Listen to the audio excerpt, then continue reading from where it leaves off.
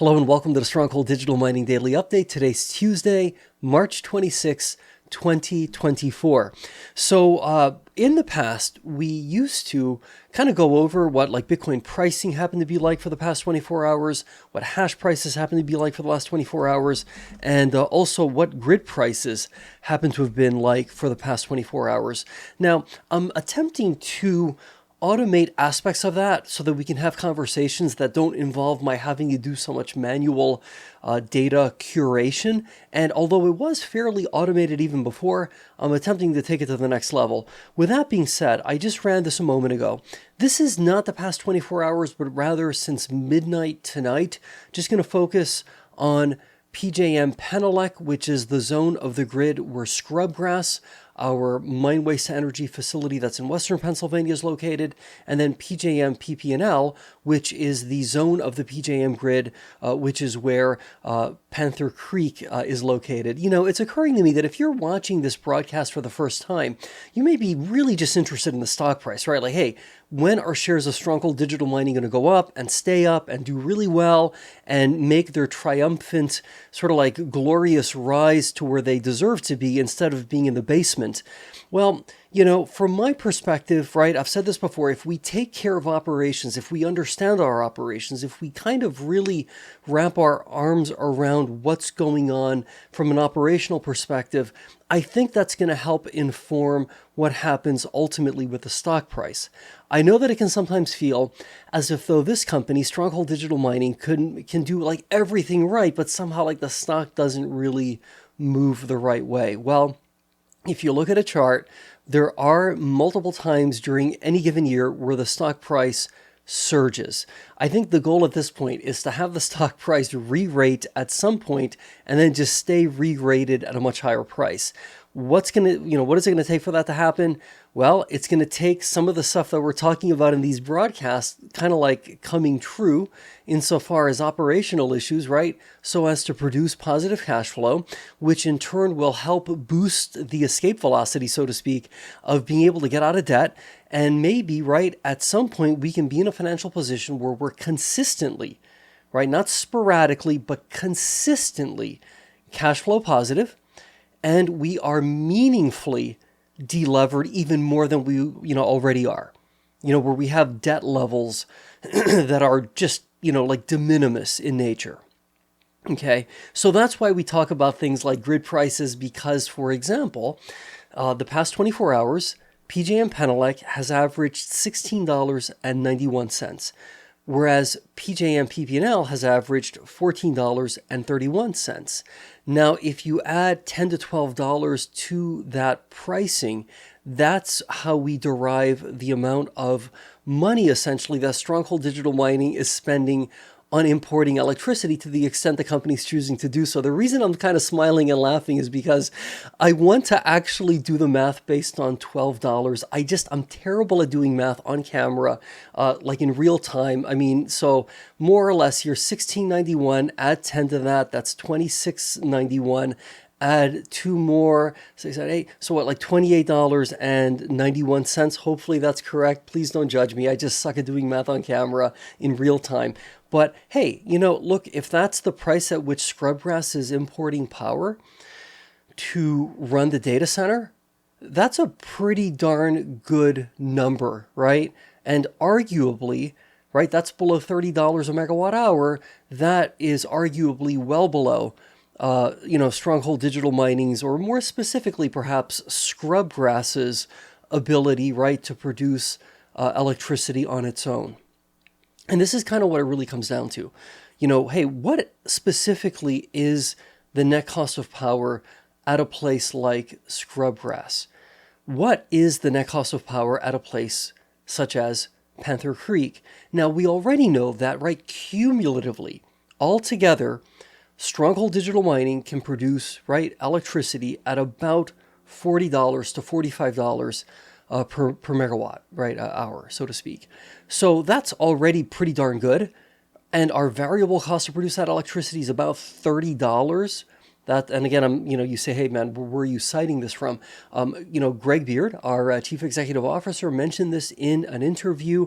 I'm not in a position to cite the specific interview, so I'm paraphrasing a little bit. Hey, that's the number, right? And in fact, if you even listen to the most recent investor presentation for Q4 2023, one of the coverage analysts from Compass Point actually mentions in the question that $30 figure. So again, it's not just me saying it, right? I mean, this is like a relatively well-validated number, right? So let's kind of go with it. So the question then becomes, well, all right, if that's the cumulative, like Scrubgrass plus Panther Creek total, is it possible that maybe Panther Creek, right, is actually a bit lower than Scrubgrass insofar as its ability to produce electricity? And maybe that's one of the reasons why, even though PJM Penelec has, generally speaking, consistently been a zone of the PJM grid where prices have been higher, grid prices that is, have generally been higher than PJM PP&L, are there some other factors, right, such as maybe the overall efficiency and reliability of Scrubgrass maybe not being quite as good as Panther Creek, which is kind of prompting Stronghold to say, yeah, you know what, let's go ahead and make Scrubgrass more of like a peaker plant, at least certainly for this year. I've listened to the past or the most recent investor presentation a lot of times. I'm not just sitting there like listening to it. Oftentimes I'm doing something else, but every time I listen, you pick up another little detail, you pick up little nuanced pieces of information. Again, I'm paraphrasing here, but Greg specifically mentioned, hey, we're not going to be doing this right like on a day-to-day basis. So it's not like, hey, what are grid prices looking like for tomorrow? Hey, they're going to be really low. Great, let's shut the plant down, because there is a cost to each cycle, right? Which Greg, in a completely separate interview, cited as being around $50,000.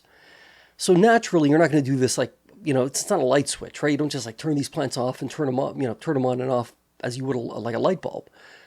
In fact, even when you start the plant up, there's a period of time until it actually can reach full capacity, sometimes upwards of 12 hours.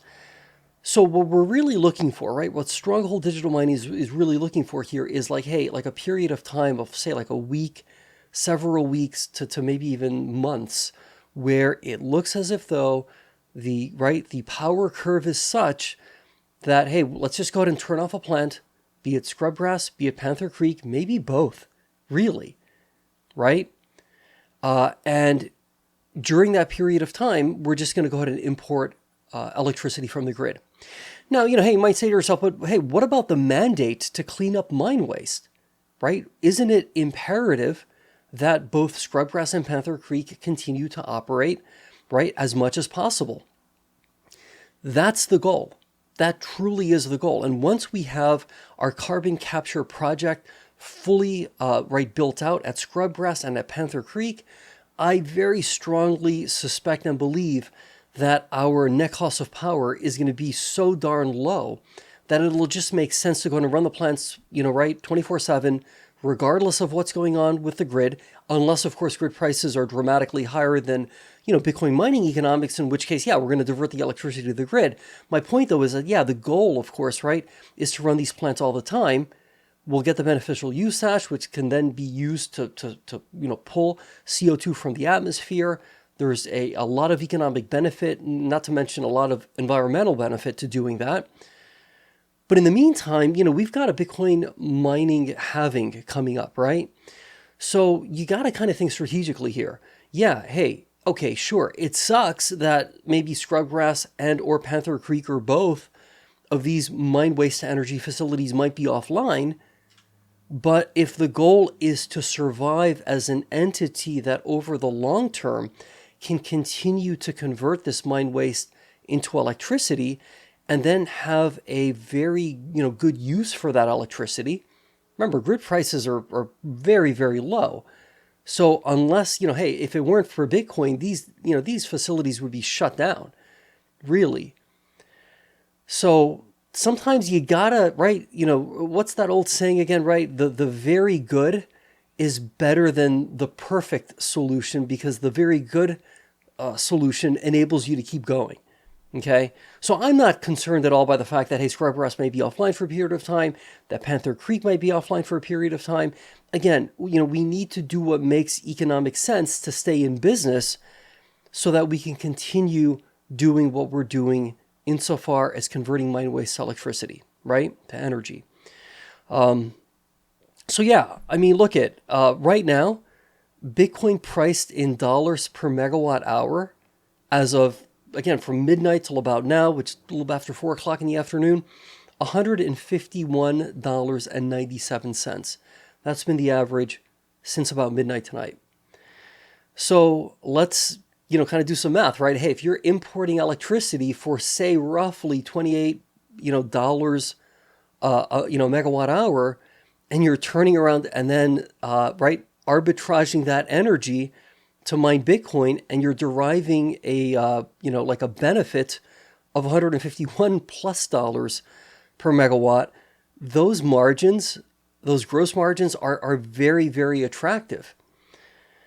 They're even better if you look at PJM PP&L, where again, the average has been $14.31, add $12 to that. So that's like $24, right? So $26 and change. You take that and you sell that, right? You arbitrage that roughly $26 for $151. I mean, how often would you want to do that, right? Obviously, as often as possible. So from my perspective, I think there's a really strong argument to be made. Hey, if grid prices are going to be really, really low during the shoulder months, beginning with this spring of 2024, it might make sense to just import that electricity straight from the grid.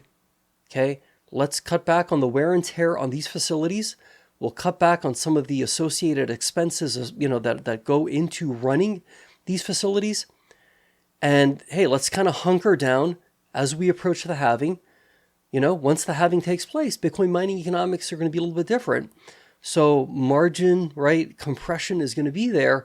But of course, hey, if we can keep pulling in even cheaper power, then that's going to be very helpful for us. So what does this have to do with the stock price? Well, if we can continue to be a cash flow positive enterprise, I think that is going to be very, very good for our stock. I really do. So with all of that said, let's stay positive. Let's be great. We'll see each other again tomorrow. I promise I do change my clothing. I have an undershirt under this. I just like this shirt that I'm wearing. But again, this isn't a fashion channel, but I'm mentioning it because I realized myself, wow, it looks like I literally have been sitting here since yesterday. But I promise I do change my clothing. Okay, my friend, I'll see you tomorrow.